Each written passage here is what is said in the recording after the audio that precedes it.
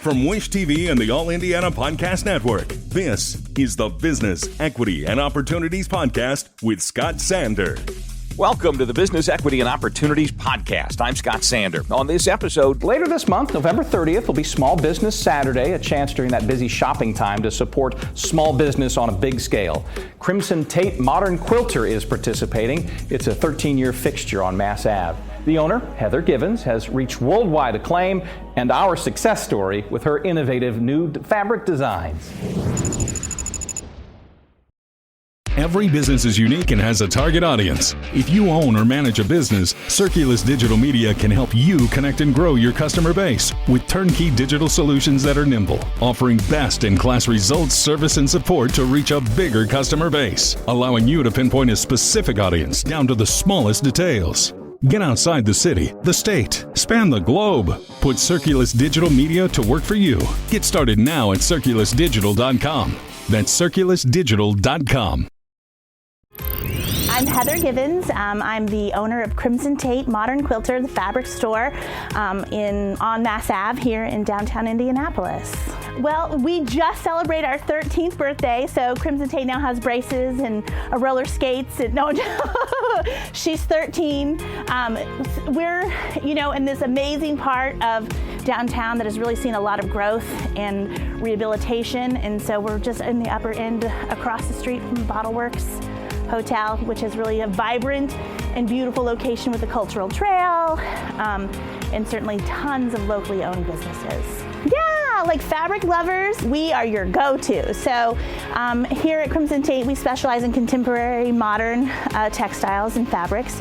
So we have mostly quilting weight cottons, but certainly cotton linens. And so if you're wanting to learn or you're a seasoned veteran at sewing quilts and garments or craft projects, we are a destination for sure. Well, I have a degree from Purdue University, and I have in kindergarten through high school teaching art. It's been a hot minute since I've done that. But while I was teaching and I taught on the West Side, my mom revealed to me that she wanted to learn to quilt, and I thought, I don't want to do that. Like I'm an illustrator, I'm all these other things, and I thought I can't take on one more project. But I'm also a dutiful daughter, and so I took her to a quilting camp for adults where you could learn to quilt. And I just kind of went wild with it. And in my first year of learning, I asked my mentor, as I call her, from camp, like, how many quilts do you make in a year? And she's like, depending on,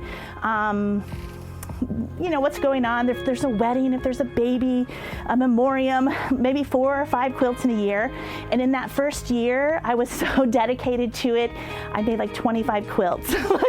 And now, does that mean they're all good? No, and certainly not. But there's something about the process that really works with my creative process. And so then it just took off. I really was interested in recycling materials. So I would make these quilts and then would have all this leftover scrap that I was like, how do I manage all of this? And that's when I started maybe a cottage industry sewing business.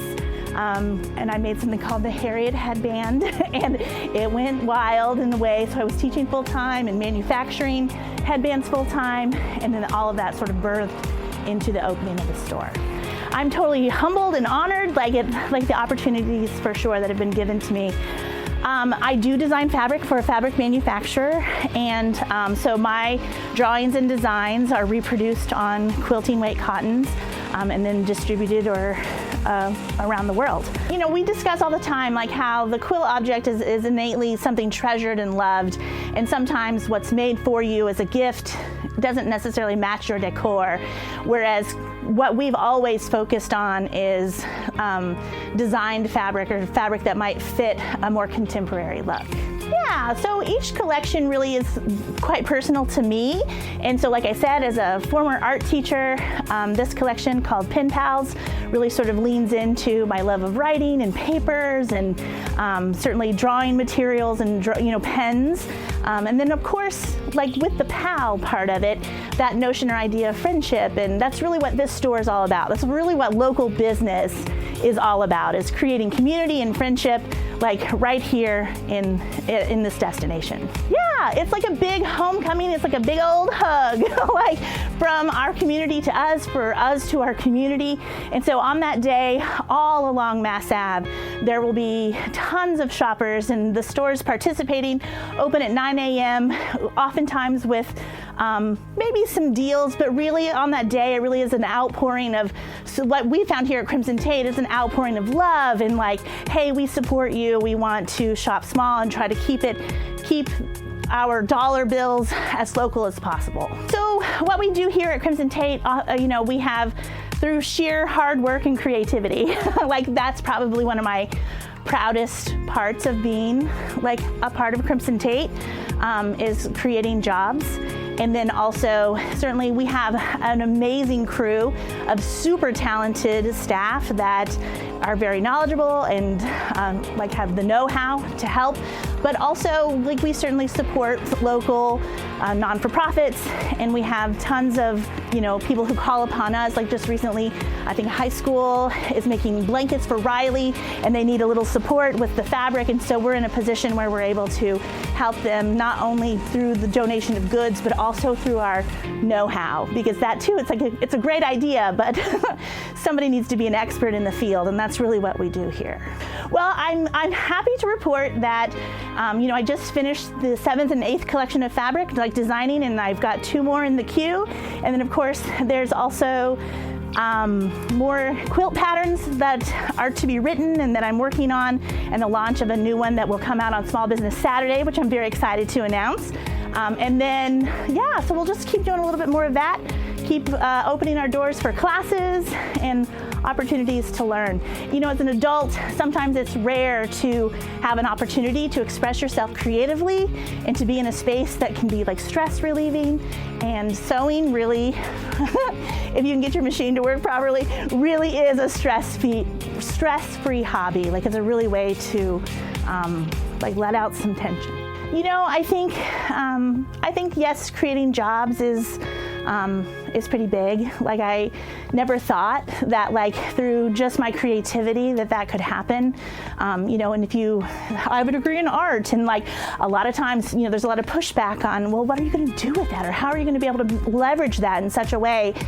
And I would say that I've leveraged it in such a way that at 13 years, we've been able to make something pretty cool that people depend on. And I love that too. I will also say that just individual conversations that I have with customers about how whatever they've made or whatever conversation that just naturally happened in the store impacted them in such a way and influenced them. I'm pretty proud of that, just being a part of the community. Our thanks again to all the contributors who joined us for this episode of the Business Equity and Opportunities podcast. We hope you found it enlightening, useful, and inspiring. You'll find more information about the show on our website, BEOshow.com. You can watch Business Equity and Opportunities Sunday mornings at 10 on Wish TV or live stream it through wishtv.com. Each week we provide 7 full segments with topics ranging from how to get started and how to access capital to the day-to-day running of your business and questions about accounting and bookkeeping. We feature business news and trends and always share a success story from one of our contributors. Join us next time for more insights into the world of small business. Be sure to sign up for our Business Equity and Opportunities newsletter to get even more valuable, up-to-date information. And if you have any questions or you'd like to be part of our show, please email us. The address is beo@wishtv.com. We'd love to hear from you. I'm Scott Sander. Thanks for listening. Watch the Business Equity and Opportunity Show on Wish TV and access all of our content and share it on demand anytime at BEOshow.com. You can find more podcasts from Wish TV on the All Indiana Podcast Network at allindianapodcastnetwork.com.